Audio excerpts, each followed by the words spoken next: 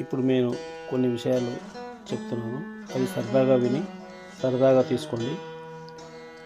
జీవిత సత్యాలు ఏంటంటే, సుఖంగా ఉన్న ప్రాణాన్ని కష్టపెట్టడం అంటే ఏంటి? పెళ్ళి చేసుకోవటం. చావుకి ఎదురెళ్ళడం అంటే భార్య మాటకు ఎదురు చెప్పటం. గోడకు తల బాదుకోవడం అంటే భార్యకు అర్థమయ్యేలా వివరించడం. స్వర్గం నరకం అంటే భార్య పుట్టింటికి వెళ్ళటం, మర్నాడే తిరిగి వచ్చేయడం. పగ తీర్చుకోవడం అంటే పెళ్లి చేసుకోమని సలహా ఇవ్వటం. స్వలాభం చూసుకోవడం అంటే పెళ్లి చేసుకోకుండా ఉండటం.